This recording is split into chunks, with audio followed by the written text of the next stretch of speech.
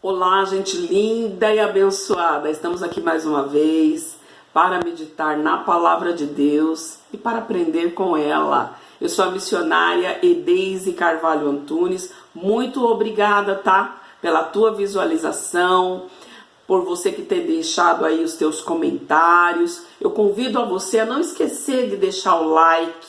Nos ajude, tá? Não custa nada, é só tocar o dedinho lá. Se você gostar do conteúdo, dos vídeos, assista os vídeos anteriores, para que você possa aí ter uma sequência de vídeos falando do tempo do fim, de vários assuntos, e você pode aí estar também deixando o seu comentário. Eu respeito a opinião de cada um, tá? Não estou aqui para ser a dona da verdade, mas eu vou aprendendo contigo e você aprendendo um pouquinho comigo, e juntos nós vamos tirando as dúvidas na palavra de Deus.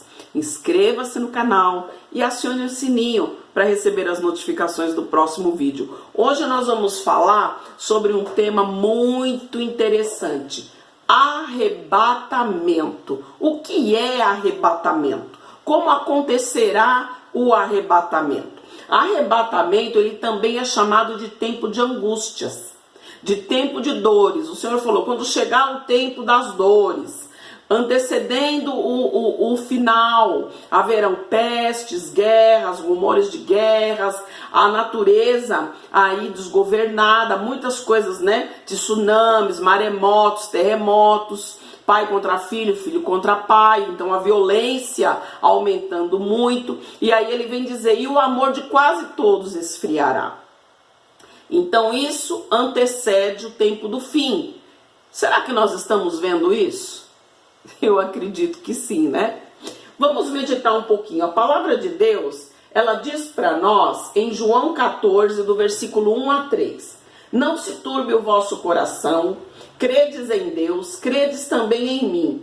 Na casa do meu pai há muitas moradas, e se não fosse assim eu te teria dito, vou preparar lugar, e quando eu for, eu vou preparar. Virei outra vez e vos levarei para mim mesmo, para que aonde eu estiver, vós estejais também comigo. Então, quem foi que disse isso? Jesus. Ele falou, olha, não se turbe o coração, não se preocupe, não fique angustiado, porque eu vou para o meu pai e vou preparar lugar. Lá tem muita morada, ou seja, o espaço físico do céu é diferente do nosso. Ai, missionária, mas morreu milhões e milhões de pessoas desde o primeiro dia até o momento. Onde vai caber tanta gente? Primeiro que nós não seremos corpo físico, seremos corpo espiritual. Segundo, que o tempo nosso é diferente do tempo de Deus. Terceiro, que o espaço físico nosso é diferente do espaço físico na glória de Deus. Então nós não podemos comparar as coisas de Deus com as coisas terrenas. Ainda diz em 1 Tessalonicenses 4, do versículo 16 ao 17, Paulo acrescenta, porque o mesmo Senhor descerá do céu com alarido, com voz de arcanjo, com trombeta de Deus, e os que morrerem em Cristo ressuscitarão primeiro. Depois, nós, os que estivermos vivos, seremos arrebatados juntamente com ele nas nuvens, a encontrar com o Senhor nos ares, e assim estaremos sempre com o Senhor. Então, primeiramente, Jesus vem dizendo que ele foi preparar o lugar, que ele vai nos levar para estar com ele. Os salvos morarão com Cristo. A palavra de Deus diz que ele vai ser o sol da cidade, porque ele se entregou e ele comprou a todos por bom preço, preço do seu próprio sangue. Aqui Paulo vem dizer que ele vai descer do céu, mas ele não pisa no céu. Ele vem nas nuvens, ao som de trombeta. Os que estiverem mortos, que estiverem em Cristo Jesus, que aceitaram o sacrifício de Cristo, que se esforçaram. Não é que ninguém é bonzinho, porque ninguém vai se salvar pelas obras. As obras fazem parte, vão somar, como eu já falei num vídeo aí passado. Vai ser aberto os livros dos Atos, e cada um vai ser, como que pesado numa balança. Então aí o seu galardão é esse, o seu é maior, o seu é menor, de acordo com as obras de cada um, mas não que as obras vá salvar a pessoa. Quem salva é Jesus o Salvador da humanidade. Então a palavra vem dizer que aqueles que estiverem mortos ressuscitarão primeiro, e depois os que estiverem vivos serão arrebatados com ele nas nuvens. Ponto. Entendemos isso aí. Agora, existem várias teses, tá? Eu quero passar para você as teses que existem falando sobre o arrebatamento. Primeiro é o arrebatamento parcial daqueles que estiverem preparados com uma vida santa diante de Deus, e os demais ficarão para a segunda leva para se arrepender no momento da tribulação. A Bíblia não afirma isso. É só um arrebatamento. Eu gostaria que você visse também o vídeo que fala sobre os 144 mil, que nós vamos chegar aí daqui a pouquinho sobre esse assunto. Então, dizem do arrebatamento parcial. Vai uma leva e os outros que não entenderam vão se arrepender quando virem o anticristo. Quando virem as coisas acontecendo, vai falar, puxa, eu não fui, devia ter ido. Mais ou menos por aí. A segunda tese, ela fala sobre o arrebatamento antes da tribulação. Essa tese é defendida por aqueles que citam a passagem que está falando sobre Noé e a sua família. Antes de vir o grande dilúvio, Noé entrou na arca e a arca se fechou e ninguém mais pôde entrar. Olha só. Então não vai ter a segunda leva dos povos que serão arrebatados. Por aí você já começa, a coisa já começa a engrenar. A porta fechou, ninguém entra mais, certo? Mas eles dizem que Noé entrou na arca e que os outros pereceram no momento da grande inundação, né? No momento do dilúvio. Então eles dizem que o arrebatamento vem antes da grande tribulação e da manifestação do anticristo. Terceiro, o arrebatamento será no meio da tribulação? Vai ser quando estiver acontecendo a tribulação? Existem aqueles que dizem que Jesus vem buscar um povo enquanto o anticristo atua no meio do caos mundial. O negócio vai estar pegando fogo, Jesus vem, leva a sua igreja. E o último é o arrebatamento depois da tribulação, no tempo do fim. Quando passar os 7 anos, que Satanás estiver aí reinando, fazendo tudo que não deve, aí acontece o arrebatamento. Eles acreditam que é um único evento, acontecerá no final da grande tribulação. Vai ser no momento em que Satanás será derrotado. Deixa aí nos teus comentários como você acredita que será. Eu vou passar a minha opinião agora para você. Primeiro nós temos que entender algumas coisas, tá? Jesus, ele vem como ele subiu. Primeira coisa que nós temos que entender, ele volta.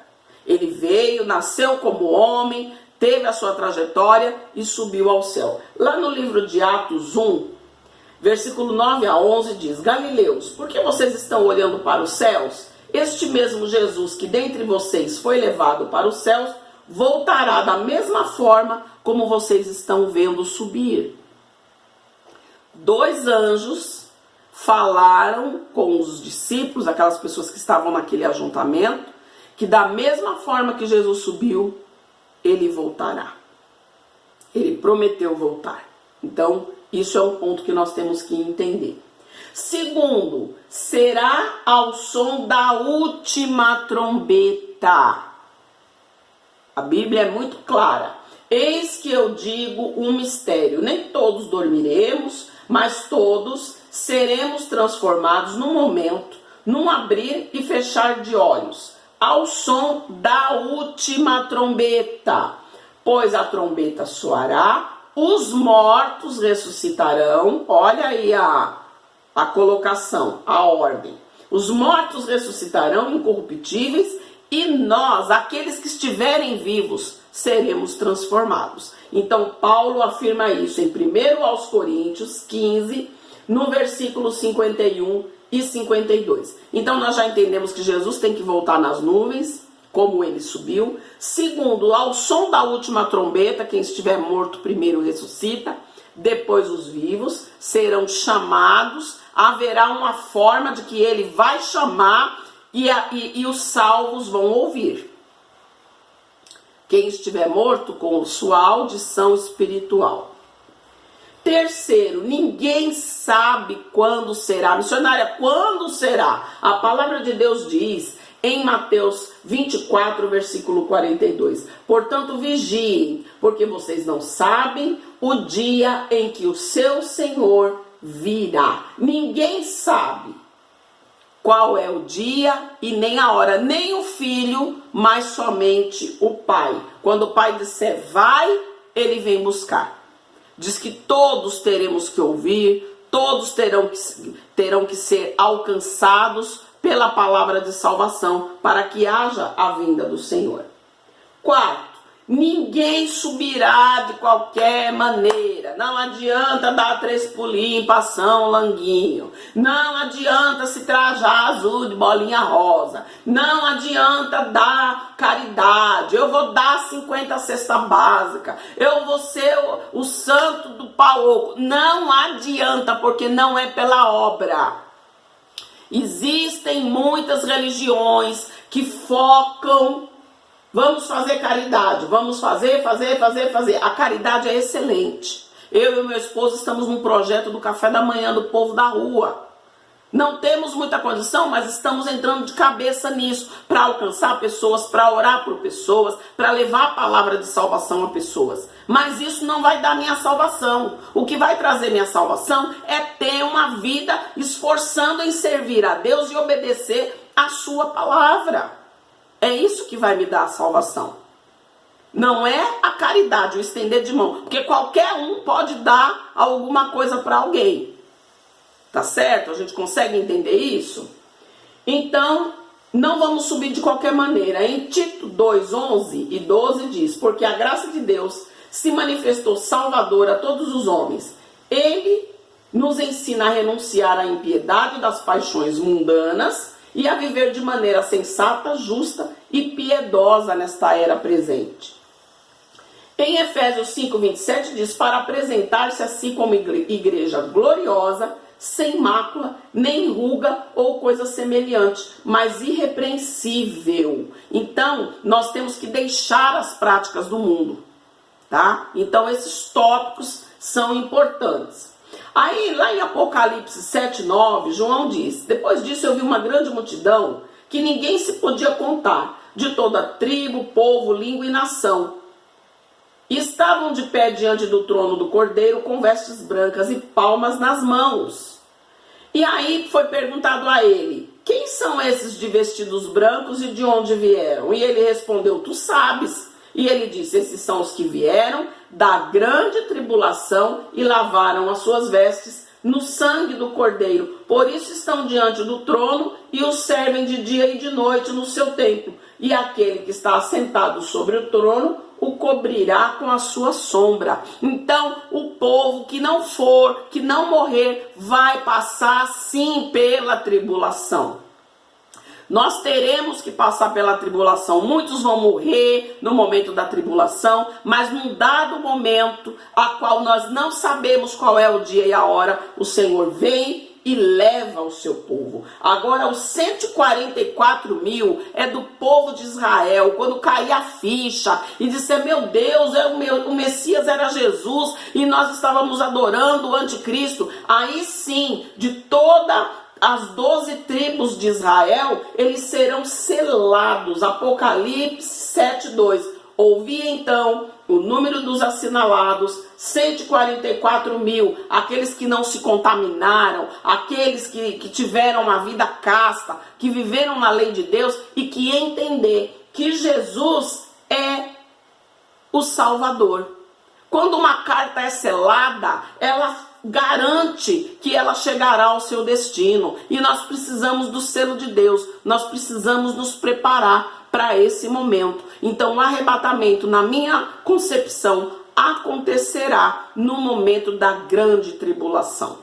Deixa o teu comentário. Que Deus te abençoe grandemente. E fica para ti um forte abraço da missionária Deise. E até o próximo vídeo, se Deus assim nos permitir.